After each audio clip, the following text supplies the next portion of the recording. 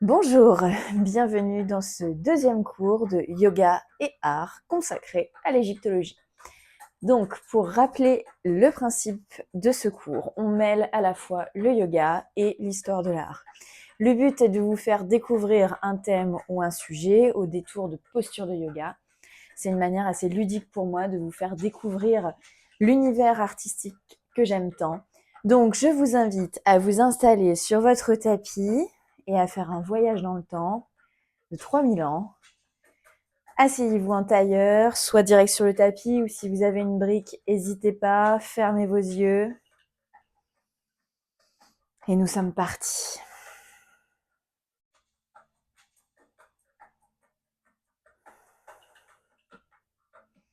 Comme pour le dernier cours de yoga et art, je vous ai concocté une petite playlist que je vous partagerai également sur Patreon. N'hésitez pas à me suivre sur Patreon et sur Instagram pour soutenir ce que je fais. Inspirez, grandissez-vous. Et expirez, relâchez les traits du visage. Relâchez vos épaules.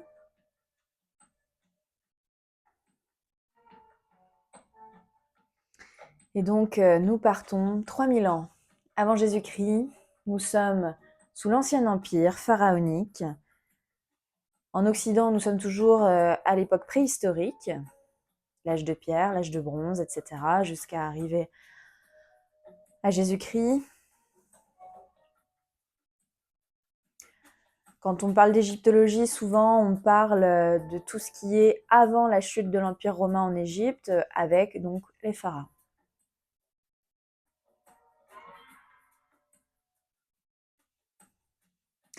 Inspirez, grandissez-vous. Expirez, relâchez les traits du visage. Cherchez à allonger un petit peu les inspires, à allonger un petit peu les expires.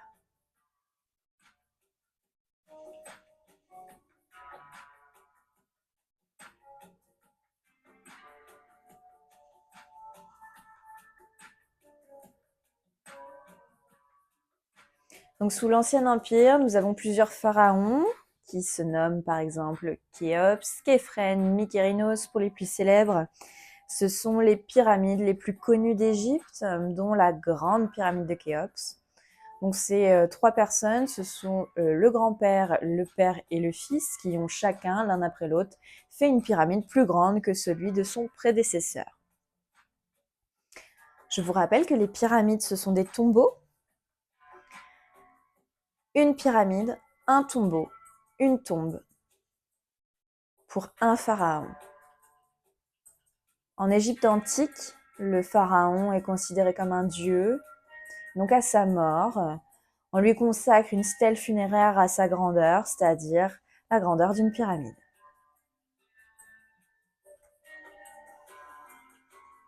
Allongez les inspires, allongez les expires. Il faut imaginer que les pyramides à l'époque, elles étaient recouvertes de calcaire, donc elles étaient blanches sous le soleil d'Égypte. Imaginez un petit peu la réverbération que cela pouvait avoir. Et donc, ça accentuait cette histoire de grandeur du pharaon.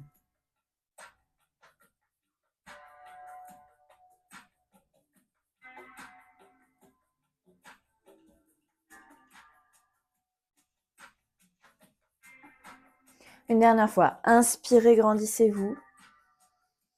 Et expirez, relâchez vos épaules. Emmenez les mains en prière dans l'espace du cœur, où on retrouve déjà cette représentation de prière sous l'Égypte antique. Remerciez-vous de faire cette séance avec moi aujourd'hui. Emmenez le menton à la poitrine. Ouvrez les yeux, regardez le sol. Et redressez-vous tranquille. Emmenez les mains sur les genoux. Et on va pouvoir commencer avec des cercles de cervicales. Dans l'amplitude qui vous convient.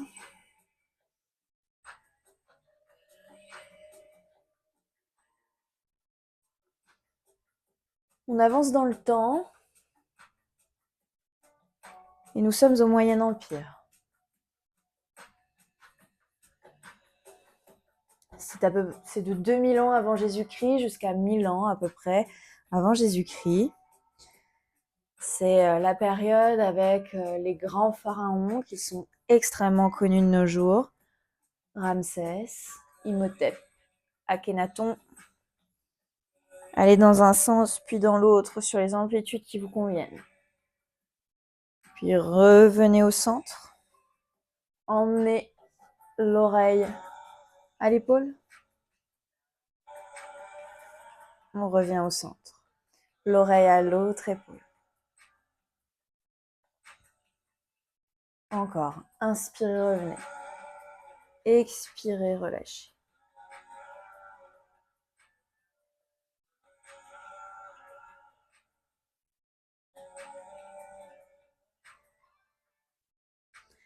Le Moyen Empire, jusqu'au début du Nouvel Empire, c'est l'apogée égyptienne de l'Empire pharaonique.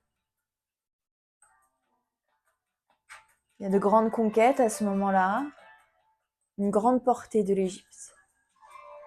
Revenez la tête au centre, cette fois-ci on vient tourner sur le côté. Inspirez, revenez au centre. Expirez, pivotez.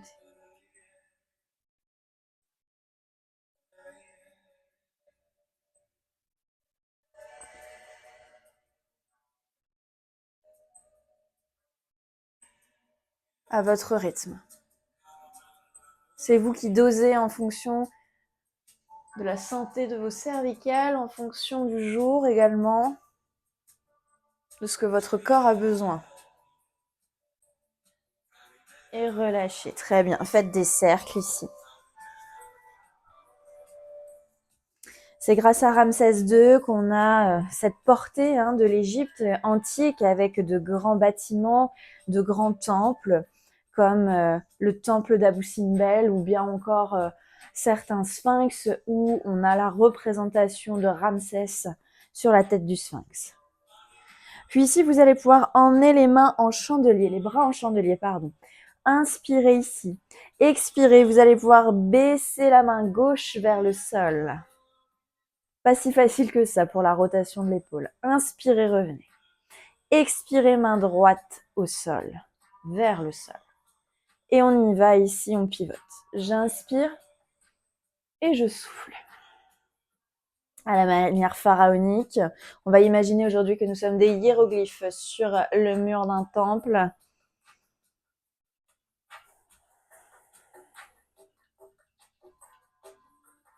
Puis à la fin du Nouvel Empire, on a la conquête de l'Égypte par les Nubiens. C'est la grande époque des pharaons noirs.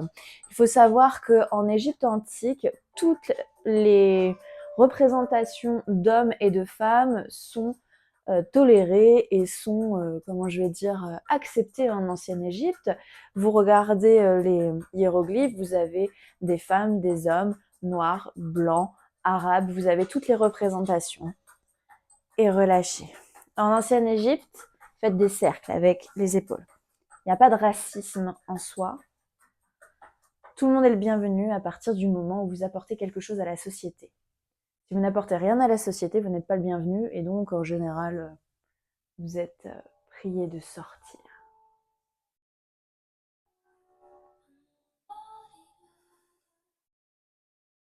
Et pourquoi l'Égypte est-elle d'un grand attrait pour les autres pays? Eh bien parce que l'Égypte a le Nil et que le Nil rend les terres extrêmement fertiles en termes agricoles. Et relâchez. On revient ici, position chandelier au niveau des bras. J'inspire. J'expire, je baisse la main gauche et je regarde direction de la main droite. Inspirez, revenez au centre. Expirez, abaissez la main droite, regardez la main gauche. À votre rythme, j'inspire, je reviens chandelier. J'expire, je pivote. Je pivote vers la main qui est vers le haut à chaque fois. Le Nil, il suit une crue par an. C'est un peu saison sèche, saison humide. Et donc, il rend les terres extrêmement fertiles. Et l'Égypte, c'est le grenier à grains du pourtour méditerranéen. Vous possédez l'Égypte, vous possédez un grand pouvoir en termes d'agriculture. Et relâchez. Et on va pouvoir passer à 4 pattes pour la suite. 4 pattes, ici comme d'habitude, inspirez dos creux, expirez dos rond. À votre rythme, je vous laisse continuer, inspire dos creux, expire dos rond, pendant que je continue de vous expliquer la suite des événements. Donc nous avons les Nubiens qui se sont installés. Ils vont y rester quelques temps et ensuite nous aurons une autre invasion qui est l'invasion grecque avec Alexandre le Grand. Alexandre le Grand qui est assez malin puisqu'il va être vu comme le sauveur de l'Égypte. Il va adopter les coutumes égyptiennes pour s'intégrer, sachant que le pharaon est considéré comme un dieu. Ça arrange bien Alexandre le Grand évidemment, puisqu'on a quand même une notion un petit peu d'égocentrisme dans tout ça, donc ça arrange bien tout le monde. Il va se faire couronner pharaon, créer Alexandrie, et on vient après sur la période romaine. Revenez à 4 pattes. On vient inspirer, lever le bras droit, lever la jambe gauche. Expirez, reposez. Inspirez, bras gauche, jambe droite. Expirez, revenez. À votre rythme. Et sous l'Empire romain, nous avons une des figures les plus célèbres de l'Égypte antique. Eh bien, c'est Cléopâtre.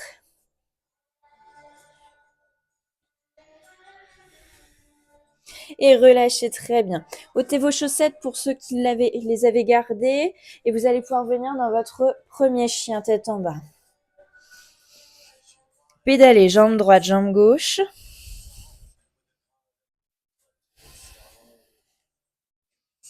Inspirez, regardez à l'avant de votre tapis et marchez jusqu'entre vos deux mains. Relâchez votre tête. Inspirez, dos plat. Expirez sur place. Et inspirez, redressez-vous, bras vers le ciel. Et relâchez, très bien. On arrive à la chute de l'Empire romain et c'est l'Empire perse qui récupère l'Égypte. Et suite à l'arrivée de l'Empire perse, petit à petit, l'Égypte va passer un petit peu dans l'oubli. On va pouvoir passer à l'avant du tapis. Je monte un peu le son. Inspirez, bras vers le ciel. Expirez, main au sol, Uttanasana. Inspirez, main sur les tibias, dos plat. Expirez, main au sol, emmenez pied gauche, puis pied droit à l'arrière du tapis. On est en planche. On se rappelle nos options sur les genoux ou sur les pieds. Inspirez ici. Expirez, fléchissez les coudes, emmenez le ventre au sol. Inspirez, cobra. Expirez, chien tête en bas.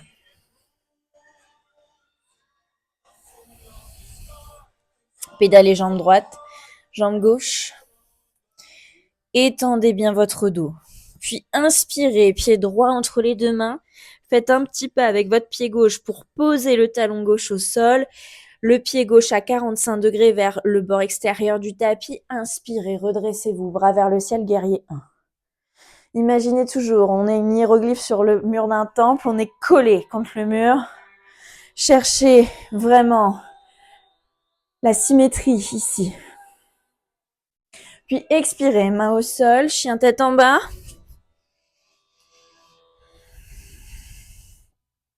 Puis pied gauche entre les deux mains. Petit pas avec le pied droit. Inspirez, redressez-vous. Guerrier 1. Tendez les bras.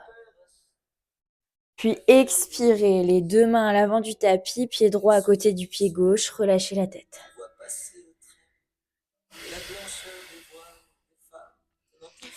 Inspirez, main sur les tibias, dos plat. Expirez. Et inspirez, redressez-vous vertèbre par vertèbre, bras vers le ciel, on est reparti. Expirez, main au sol. Inspirez, main sur les tibias, dos plat. Expirez, main au sol, emmenez jambe droite puis jambe gauche à l'arrière du tapis. Inspirez. Expirez, fléchissez les coudes. Inspirez, cobra. Expirez, chien tête en bas. Fléchissez alternativement jambe droite, jambe gauche. Puis inspirez, pied gauche entre les deux mains. Petit pas avec le pied droit. Inspirez, redressez-vous, guerrier 1. Expirez, chien tête en bas. Puis inspirez, pied droit entre les deux mains. Petit pas avec son pied gauche. Inspirez, guerrier 1. Expirez, les deux mains à l'avant du tapis. Pied gauche à côté du pied droit. Relâchez la tête. Inspirez, main sur les tibias, dos plat. Puis inspirez, redressez-vous, vertèbre par vertèbre, bras vers le ciel. Et relâchez les bras le long du corps. Bravo à vous. Petite pause. Respirez. Pendant qu'on poursuit notre aventure. On a eu donc la chute de l'Empire romain. L'Égypte passe petit à petit dans l'oubli. Et puis, toujours au Moyen-Âge, on a des moines en Occident. On va beaucoup parler par rapport à nous, occidentaux, qui recherchent, d'après des manuscrits, d'après des livres, donc certainement qui viennent de la bibliothèque d'Alexandrie, ils découvrent des hiéroglyphes et se demandent d'où vient ce langage. Ils se posent des questions sur l'empire des pharaons. Alors évidemment, ils arrangent à la sauce occidentale pour que ça corresponde au christianisme, bien sûr. Ce n'est pas du tout le cas. Mais l'intérêt pour l'Égypte, elle devient de plus en plus grande au moment des colonisations. Puisque l'Égypte, c'est la porte vers les Indes. Les bateaux peuvent passer par l'Égypte pour aller vers l'Inde. Et là, nous avons une guerre qui va faire rage entre les Français et les Anglais pour expandre le territoire colonial. On a Napoléon Bonaparte qui va en Égypte lors de sa grande campagne égyptienne, où il va échouer lamentablement face aux Anglais, mais mine de rien, il revient d'Égypte avec des trésors, et là, à Paris, commence une vraie égyptomanie. Imaginez, nous, on sort de la Révolution française, on sort de la terreur, et là, vous avez Bonaparte qui ramène de l'or, qui ramène de nouveautés, des choses artistiques complètement inédites qui n'ont jamais été vues. L'obélisque qui est mis sur place de la Concorde, imaginez un petit peu ce que ça représente, c'est des choses incroyables. Et donc, la France et l'Occident commencent à s'intéresser de plus en plus à l'Égypte. Et comme on parlait avec Alexandre le Grand, Napoléon, ça l'arrange bien, cette histoire de pharaon qui est un dieu. On va pouvoir passer à l'avant du tapis et commencer avec la posture de l'aigle. Tout notre poids sur la jambe droite, la jambe gauche par-dessus la jambe droite, et on vient ici s'asseoir, comme si on avait une chaise à l'arrière. Tendez votre pied gauche, et ici, main en prière dans l'espace du cœur pour commencer. Inspirez, expirez. Inspirez, redressez-vous. Expirez sur place.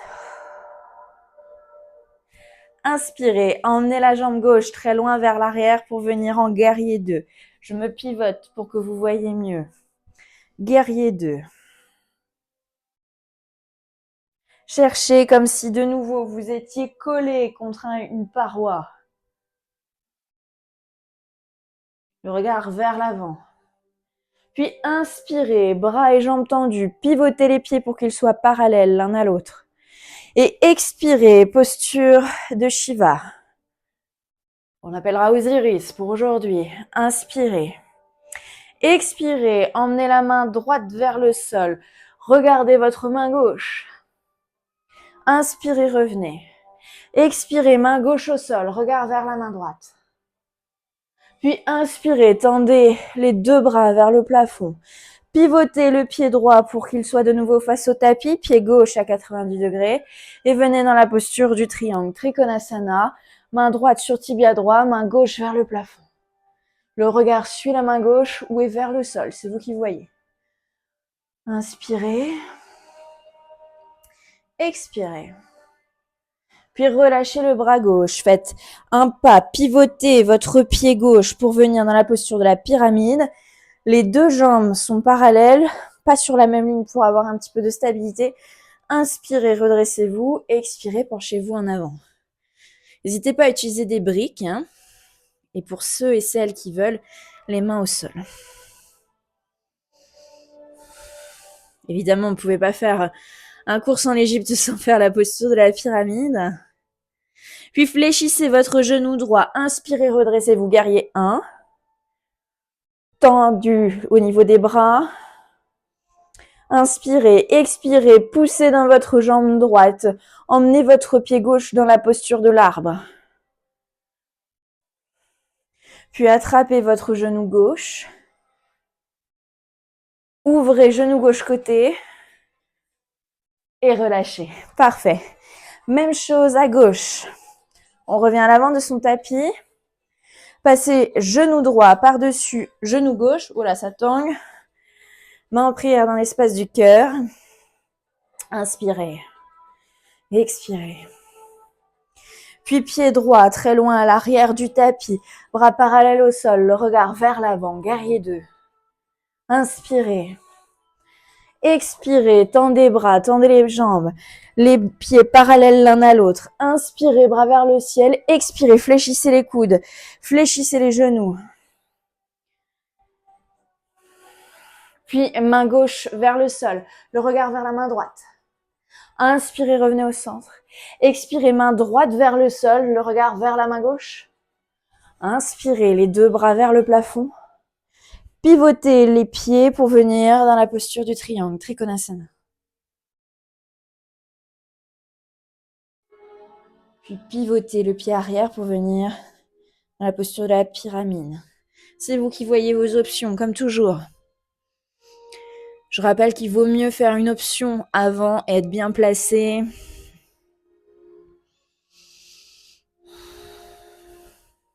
Puis fléchissez votre jambe gauche, bras tendus vers le ciel, redressez-vous, guerrier 1. Bras bien tendus vers le plafond, inspirez ici. Expirez, venez dans la posture de l'arbre.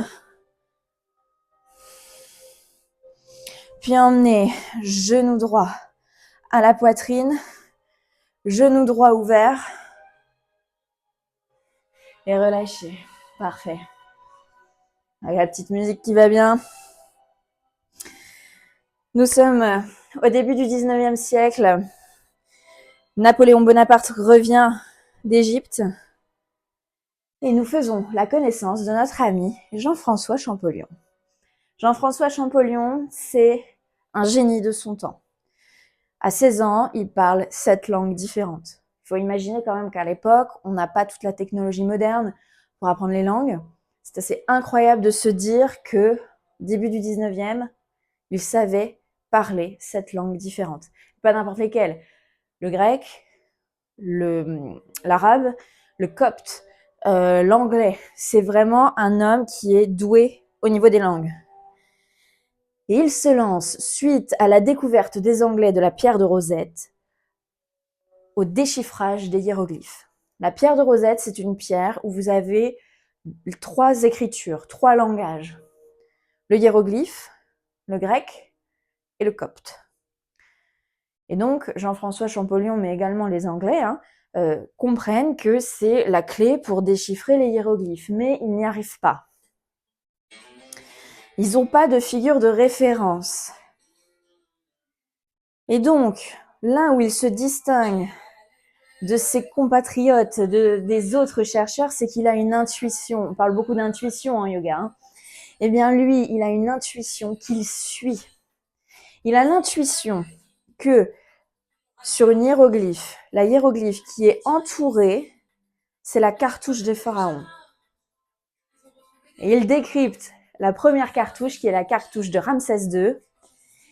Donc, Ramsès, donc Ra, c'est le soleil, donc un soleil. Le S de Ramsès x 2 pour Ramsès II.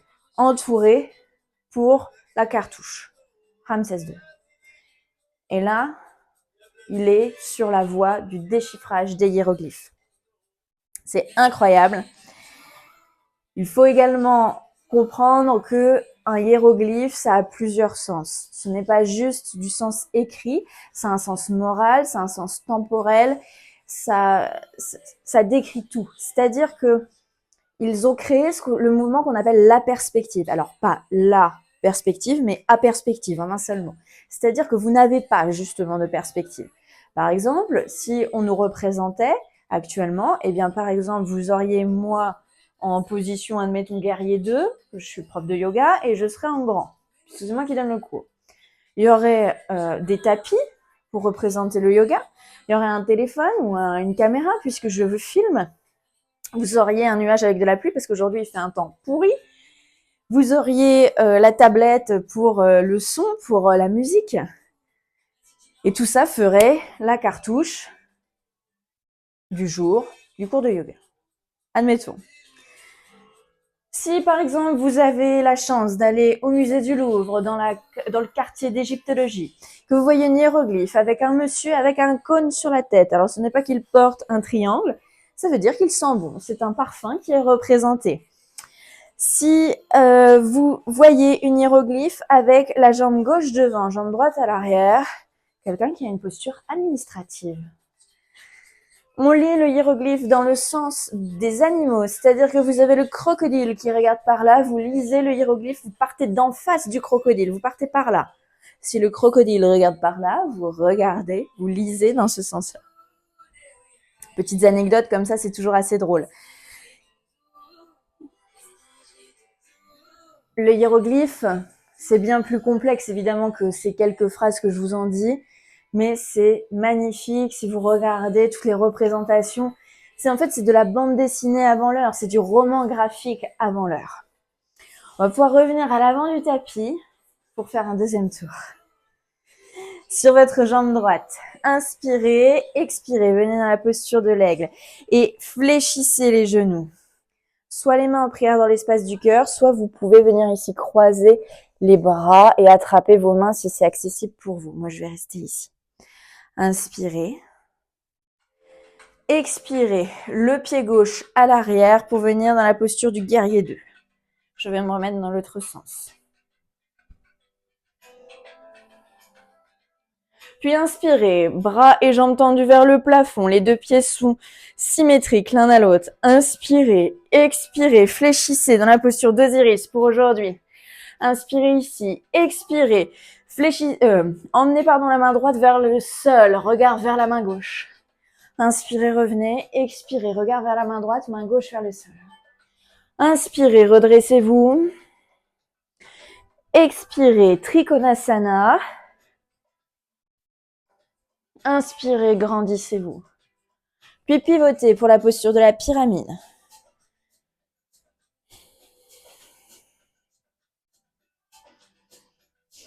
Inspirez, guerrier 1. Expirez, posture de l'arbre. Amenez votre genou gauche à la poitrine, genou gauche ouvert, côté. Reposez le pied gauche au sol, on repart direct de l'autre côté. Genou droit par-dessus genou gauche, fléchissez les jambes, posture de l'aigle. Main en prière dans l'espace du cœur ou croisez les bras ici si c'est accessible pour vous. Inspirez, expirez, guerrier 2. Inspirez, les mains vers le plafond, jambes et bras tendus. Expirez, posture d'Osiris. Main gauche vers le sol, regard vers la main droite. Inspirez, revenez. Expirez, regard vers l'avant cette fois-ci. Inspirez, jambes et bras tendus. Puis pivotez les pieds pour venir dans votre triangle.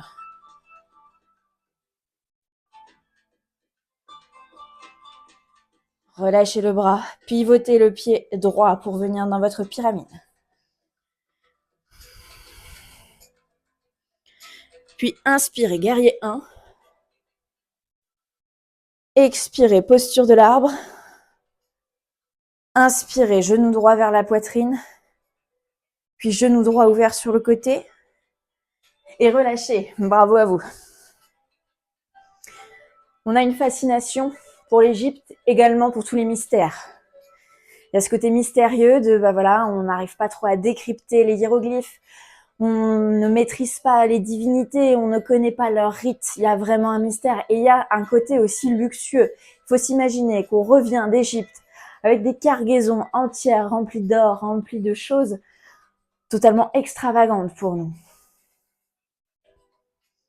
On dit souvent que les Occidentaux ont dépouillé l'Égypte de leurs trésors. Alors c'est vrai, et ça ne l'est pas. C'est vrai parce qu'on en a bien profité, très honnêtement. Et c'est pas vrai d'une certaine sorte parce que on a également acheté beaucoup à l'Égypte. À l'époque, c'est donc l'Empire ottoman et donc on a toujours des sultans, des pachas qui sont, même si on a une gouvernance anglaise. On a toujours un pacha sur place, un sultan. Et il faut voir que l'Égypte antique, à cette période-là, elle n'est pas très bien considérée en Égypte.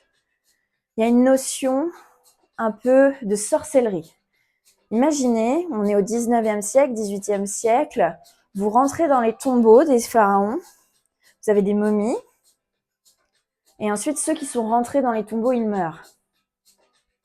Aujourd'hui, on sait que c'est lié à toutes les bactéries, que c'est lié à l'environnement clos où il y a eu la décomposition pendant tout ce temps-là, mais à cette époque, on ne le savait pas.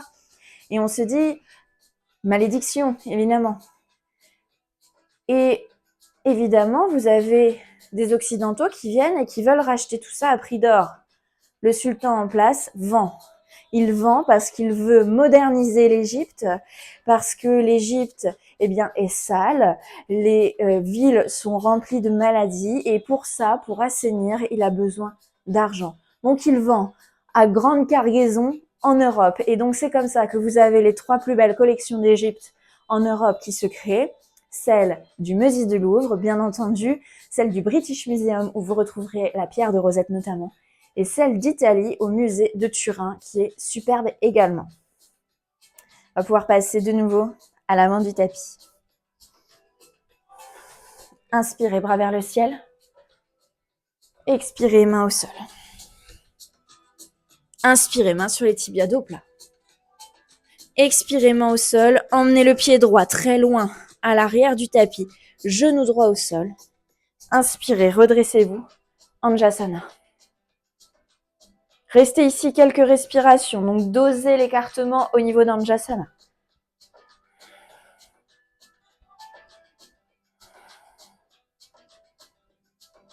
Respirez. Puis emmenez les 2 mains à l'intérieur du pied gauche pour le demi-lézard. Restez sur le genou. Puis on continue au début du XXe siècle avec la découverte notamment du tombeau de Toutankhamon. Encore une fois, donc là le tombeau il a été découvert par des Anglais. Et encore une fois un homme qui a eu une intuition. Les mecs, ils ont creusé au milieu du désert, au milieu du sable. Et après plusieurs mois de fouilles, il faut s'imaginer que ça dure des mois, ils tombent sur le tombeau de Toutankhamon, un tombeau rempli à ras-bord d'objets, rempli d'or, décoré. Il faut imaginer à quel point c'était luxueux. Puis emmenez pied gauche, jambe gauche, à côté de la jambe droite, descendez sur le ventre pour venir dans la posture du sphinx, bien sûr. Les avant-bras au sol, les mains au sol. Regardez l'avant du tapis et essayez de relâcher ici les fessiers.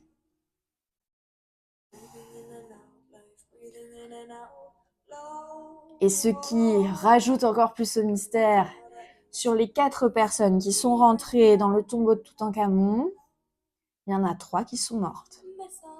Et donc là, on se dit, on a réveillé un pharaon, une momie, c'est la malédiction, bien sûr. Puis relâchez le ventre au sol, les bras le long du corps, tordez les jambes et les bras pour la posture de la sauterelle. avant de vous repousser en posture de l'enfant.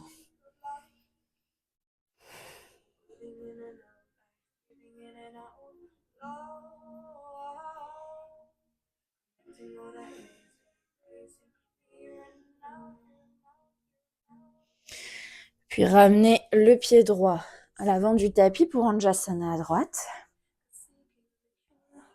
L'Égypte, c'est aussi des grands sauvetages, comme le sauvetage du temple d'Abou Simbel, donc le temple de Ramsès II, si vous vous rappelez bien. Donc, c'est dans les années 50, vous avez le président de cette époque-là, je crois que c'était le président Nasser, si mes souvenirs sont bons, qui décide de faire un barrage au niveau du Nil, puisqu'on se rappelle, vous avez les grandes crues du Nil, mais pour exploiter en termes d'agriculture, il veut que le flux soit constant, donc il veut créer un barrage. Sauf que le temple d'Abou Simbel va se retrouver immergé sous les eaux. Et donc, vous avez la directrice des antiquités égyptiennes du musée du Louvre qui saisit le président de la République pour créer un grand sauvetage du temple d'Abou Simbel. Ils ont découpé le temple, tel un gros puzzle, pour le réimplanter à un autre endroit. Il faut s'imaginer que c'est énorme, c'est un temple énorme. Ramenez les deux mains à l'intérieur du pied droit, ouvrez le pied droit pour le demi-lézard.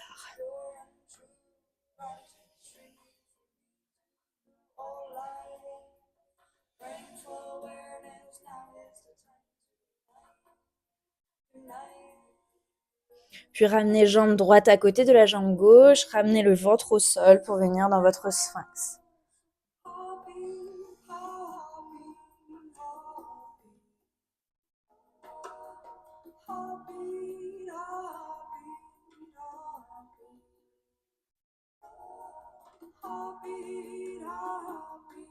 Avant de relâcher le ventre au sol, les bras le long du corps. Inspirez, tendez les jambes, tendez les bras, décollez du sol. Posture de la sauterelle. Puis relâchez et repoussez-vous en posture de l'enfant.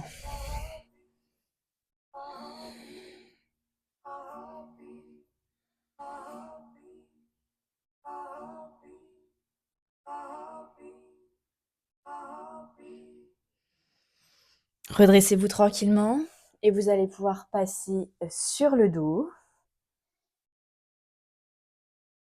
Prenez votre temps.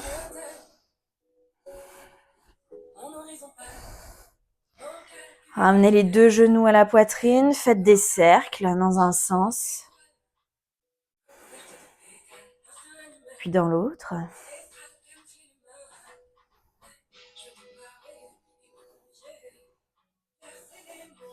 Posez le pied gauche au sol, attrapez l'arrière de la jambe droite, de la cuisse droite, tendez la jambe droite vers le plafond et ramenez la pointe de pied vers vous comme si vous aviez un plateau sur le pied droit. Si vous avez la jambe un peu fléchie, pas de problème. Hein. Attrapez le gros orteil droit si vous pouvez avec votre main droite. Et si vous le souhaitez, ouvrez la jambe droite sur le côté.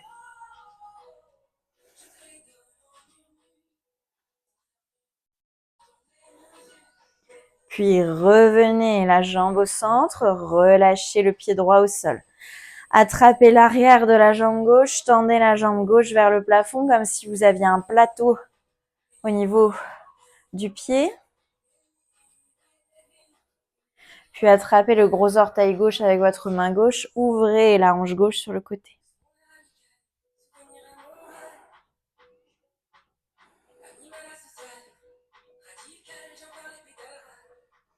Puis ramenez la jambe et allongez-vous pour Shavasana. Je vais changer la musique, il y a un peu trop dynamique pour Shavasana.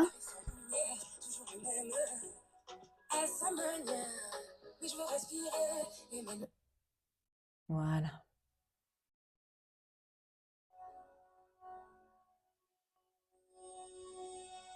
Installez-vous, fermez les yeux.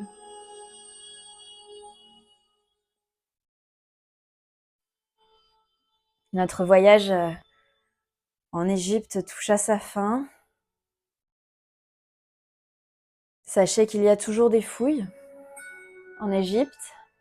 On n'a pas fini d'en découvrir sur cette civilisation.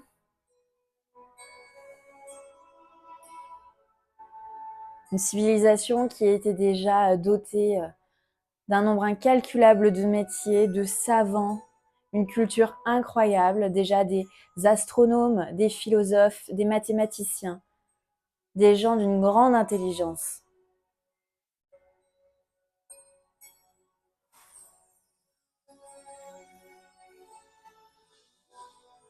Relâchez-vous sur le sol. Je vais faire silence quelques instants, vous laissez profiter de Shavasana et je vous retrouve d'ici quelques minutes.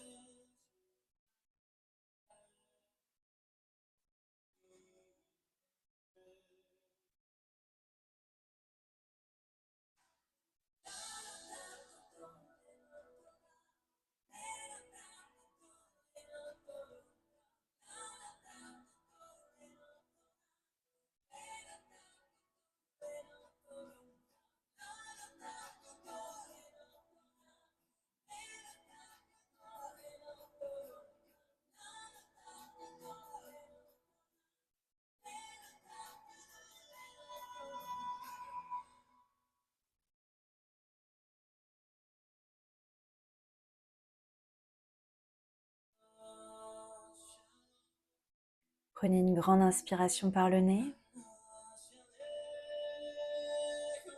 Une grande expiration par la bouche.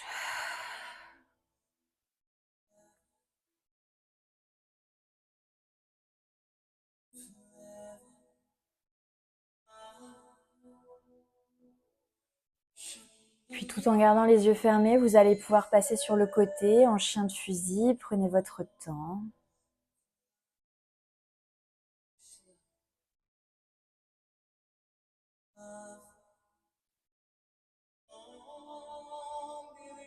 Une grande inspiration par le nez.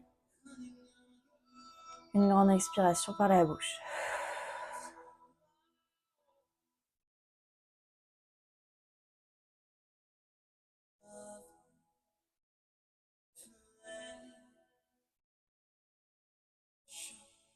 Puis tout en gardant les yeux fermés, redressez-vous, asseyez-vous en tailleur face à moi.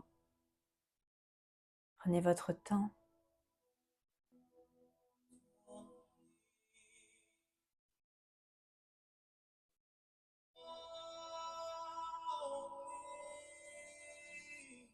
Puis tout en gardant les yeux fermés, emmenez les mains en prière au niveau du troisième œil, en signe d'ouverture d'esprit, l'ouverture d'esprit dont vous avez fait preuve pour cette séance. Puis tout en gardant les yeux fermés, emmenez les mains en prière au niveau des lèvres, en signe de reconnaissance, reconnaissance envers notre corps qui nous a permis de faire cette séance. Puis tout en gardant les yeux fermés, emmenez les mains en prière au niveau du cœur, en signe de gratitude, gratitude pour soi, autour de soi et pour plus grand que soi.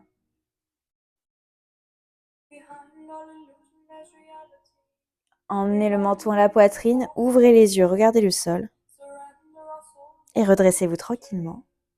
Merci à vous. Namasté.